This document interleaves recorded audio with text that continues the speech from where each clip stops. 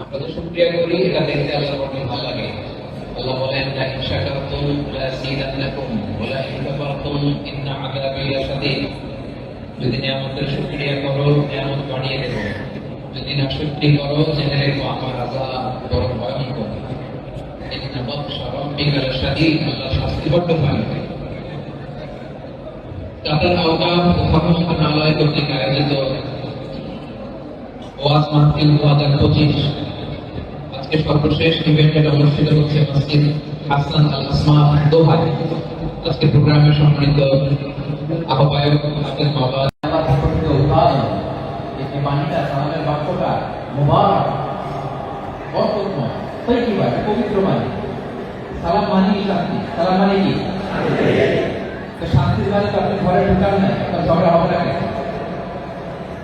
এই জন্য ঝগড়াকে আমরা না বলে দিলাম, ঝগড়া নো। আমাদের ঘরে ঝগড়া থাকবে, ঝগড়াকে আমরা নো বললাম। কি বললাম? ঝগড়া করবেন না। ঝগড়া শুরু হলে কি দিবেন? যেটা বলেন কি দিবেন? সালাম দিয়ে দেখেন ঝগড়া হবে। আজকে থেকেই প্র্যাকটিস। কি বলেন? আজকে থেকেই প্রতিটা ঘরে ঝগড়া হয়। এই রিপোর্টগুলো আমাদের কাছে আসে। এই জন্য আমরা সলিউশনগুলো শিখাই যে আপনারা সালাম দিবেন। সালাম দিলে আর ঝগড়া হবে না। ঝগড়া নিয়ে গল্প বলি। এক লোক অফিস করে বাসায় ফিরে তার স্ত্রীকে ফোন দিয়ে বলে, এই শুরু করার আগে দরজা খুলে দাও, ঘরে ঢুকো। তো স্ত্রী দরজা খুলে দিচ্ছে। এবার হাজবেন্ড স্ত্রীকে বলে, এই শুরু করার আগে রাতের খাবারটা দিয়ে দাও, খুব ক্ষুধা লাগছে। স্ত্রী বেচারি খাবার দিতে ডাইনিং টেবিলে, সে খাচ্ছে আর ঘামাচ্ছে। এবার স্ত্রীকে বলে, এই শুরু করার আগে ফ্যানটা ছাড়া, খুব গরম লাগে। স্ত্রী এবার রেগে মেগে আসবে, কি আসার পর তিনি খালি শুরু করার আগে কি শুরু করার আগে। স্বামী বলে, এই তো শুরু হয়ে গেল। কি শুরু হয়ে গেল? কি এই ঝগড়ার কোন চান্স আমরা আমাদের ঘরে দিতে চাই? ঘরে ঢুকে কি দিব?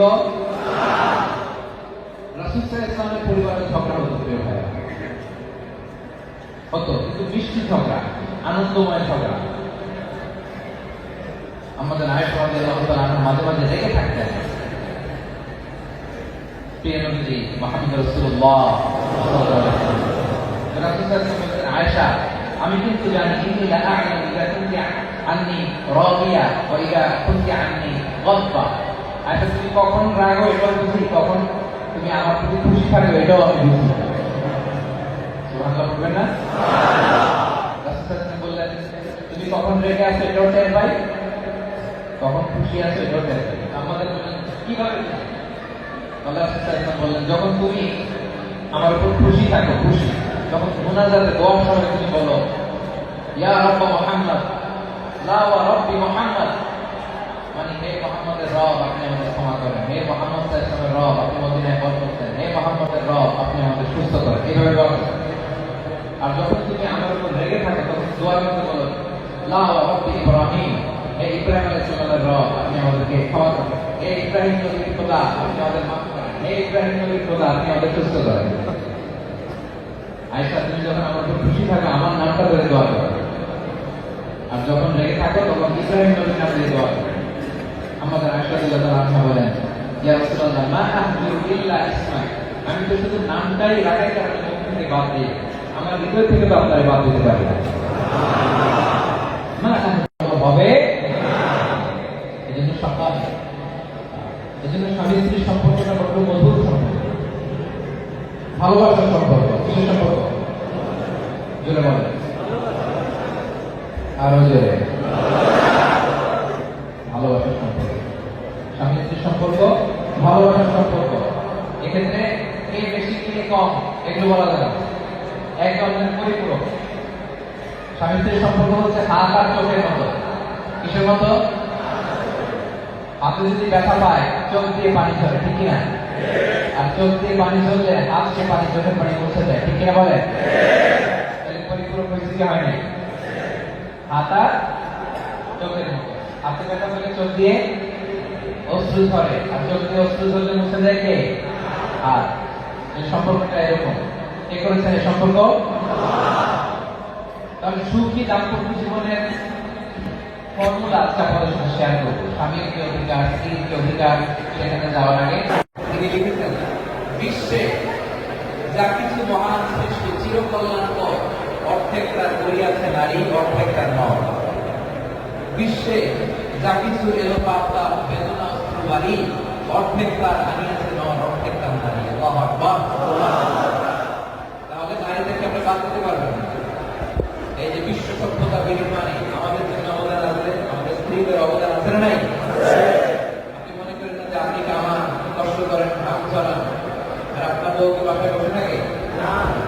কেউ আপনার জন্য রান্না বান্না করে, বাচ্চাগুলো দেখভাল করে, ঘরের সবকিছু মেনটেন করে, তারও অনেক দায়িত্ব।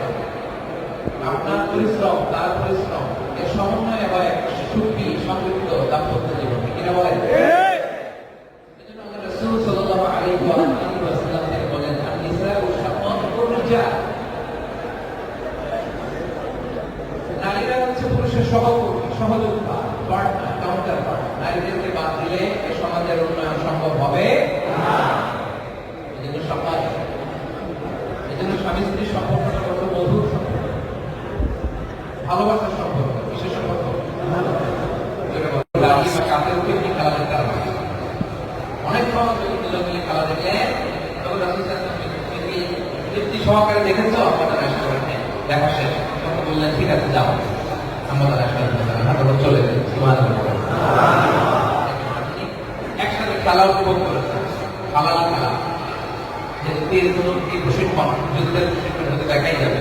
তবে রাসূল সাল্লাল্লাহু আলাইহি ওয়াসাল্লাম আমাদের আয়েশা মিলে একসাথে মসজিদে নববীর সামনে খেলা উপভোগ করেছে। সুবহানাল্লাহ। মাঝে মাঝে সফরের বেরোলে রাত্রিবেলা মরুভূমি মাঝখানে দৌড় প্রতিযোগিতা করতেন দুইজন। আপনারা করছেন? ঠিক ছিলেন? রাসূল সাল্লাল্লাহু আলাইহি ওয়াসাল্লাম বললেন, আয়েশা চলো আমরা একটা দৌড় প্রতিযোগিতা দিই, কে কে আমাকে প্রতিযোগিতা করে। দুইজন দৌড়ালেন। আমাদের আয়েশা যেহেতু হালকা ছিলেন তখন, বিয়ের শুরুর দিককার কথা, উনি আগে দৌড়ে ফার্স্ট হয়ে গেলেন। রাসূল সাল্লাল্লাহু আলাইহি ওয়াসাল্লাম রানার আপ, চ্যাম্পিয়ন কে? কথা বোঝা নেই। চ্যাম্পিয়ন কে? রাসূল সাল্লাল্লাহু আলাইহি ওয়াসাল্লাম রানার আপ। রাসূল সাল্লাল্লাহু আলাইহি ওয়াসাল্লাম এটা নোট করে